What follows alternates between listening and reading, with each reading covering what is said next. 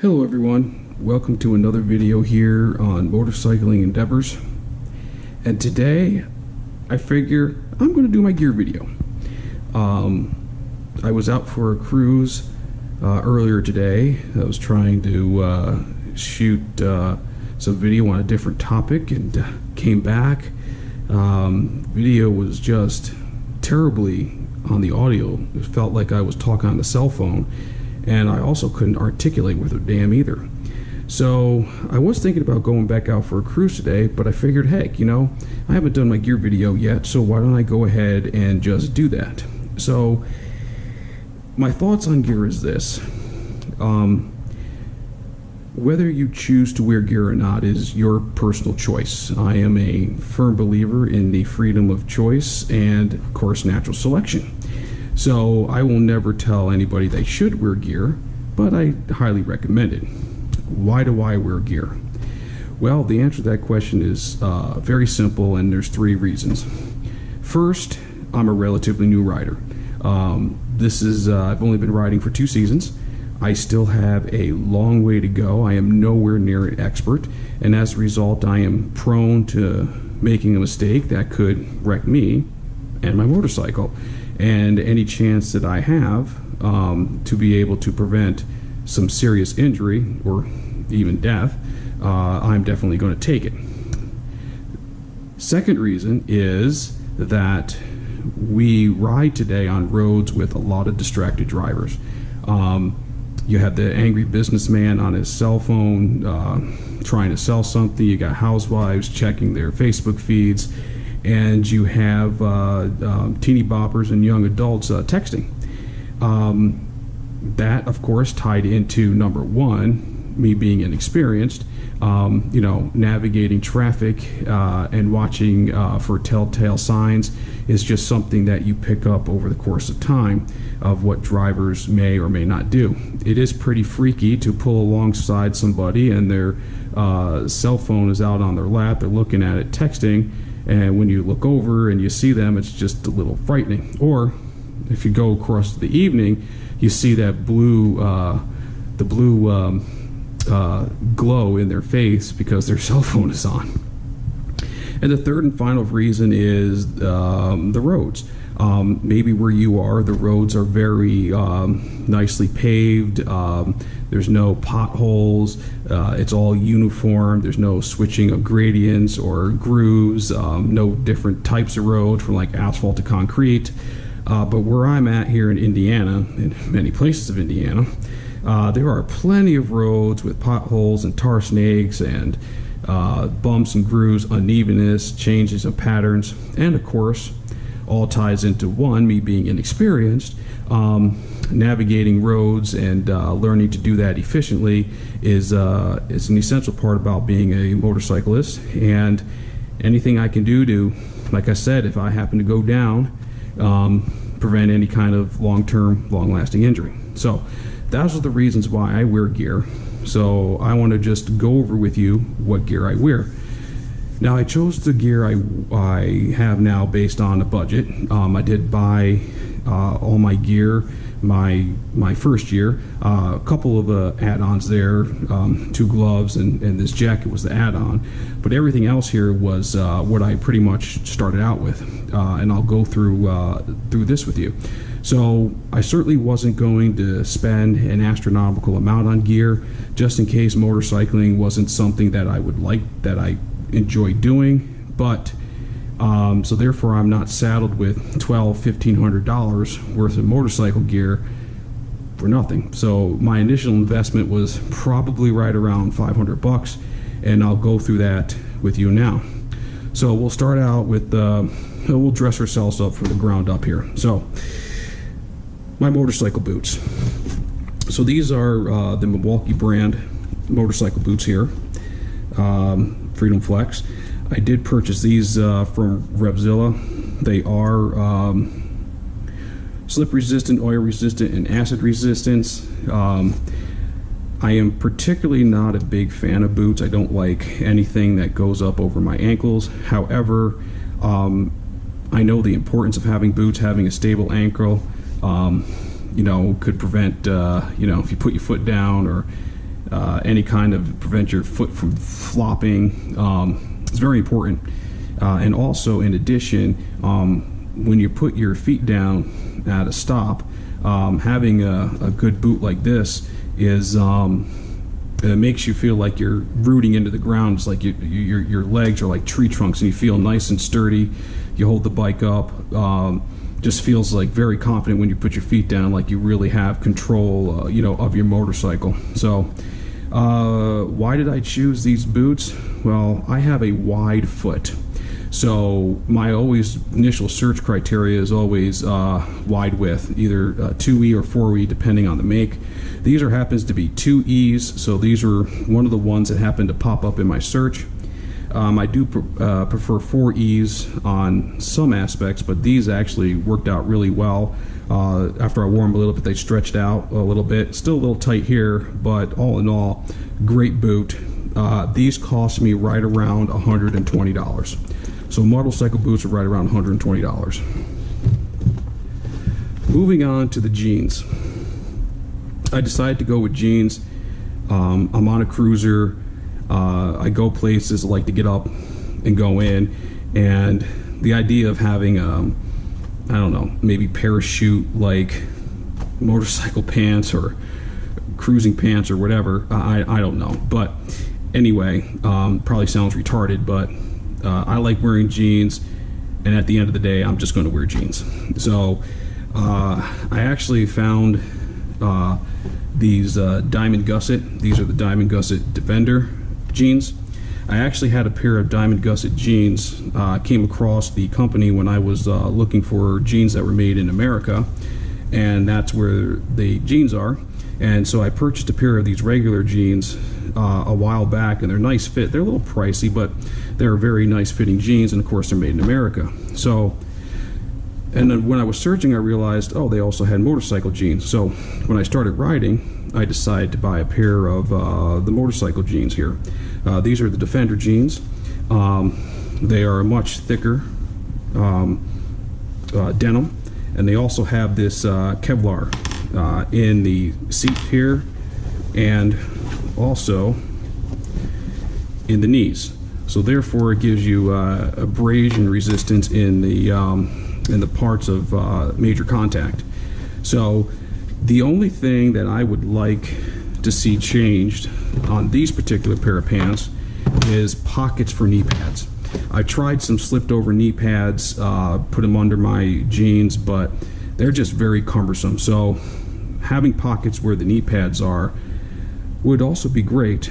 Another thing I would say they should definitely do, maybe they keep their Defender jeans, but maybe do a Defender Extreme or a Defender +1 or whatever you want to say it, where the Kevlar is actually lined throughout the whole pants. So therefore you have two options. It's going to cost a little bit more, but I think having the options of having the contact point Kevlar and Kevlar straight throughout might be a good thing. I mean, I would buy a pair, especially for more long distance riding, or especially if I start doing highway riding, just to have that uniform route would be, to me, would be beneficial. These cost me, I think these currently they run about $150, but they had a sale when I was ready to buy, and I purchased mine for about $120. So for $120, $150, if you're paying full price, getting yourself a good pair of motorcycle jeans is certainly a nice thing, and they look good. I mean, you can wear them, you can ride your motorcycle somewhere and wear them in a restaurant or wear them at your buddy's house, and they're still gonna look good. So motorcycle jeans. Now the gloves. So I purchased these gloves right here. These are River Roads. When I did my motorcycle safety foundation course, basically cheap. That's what I was looking for, just cheap, just something, pair of gloves. It's padded. There's really nothing to these gloves. I essentially wore these gloves a few times before I got these Icon gloves here. So I wanted to get something with a little more protection on the digits and on the hands here, on the sides. I honestly thought I must have had a blonde moment when I was looking through the checking out gloves, because I kind of thought this was fixed, but it actually flops up, which is not a big deal. But yeah, just a little bit better gloves. I do like these gloves, but the problem is that when they stretched out, they stretched out much larger than my hands.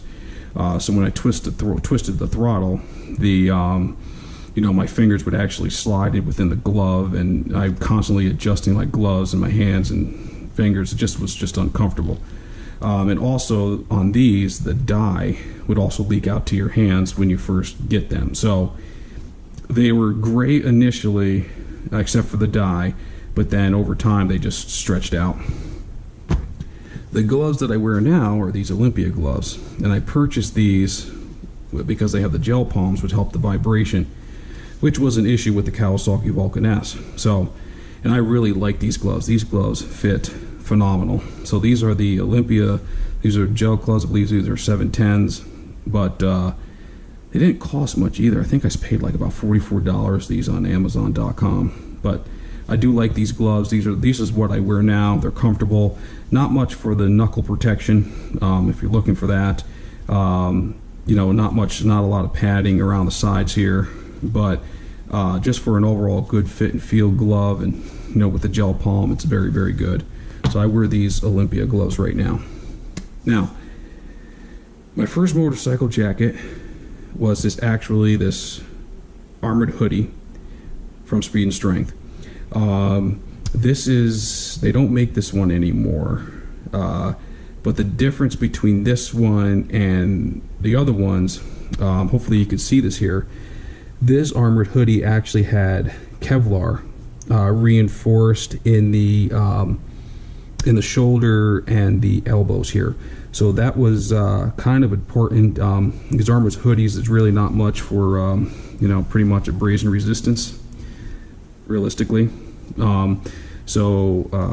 Having some Kevlar on the pressure points is certainly beneficial if you happen to go down.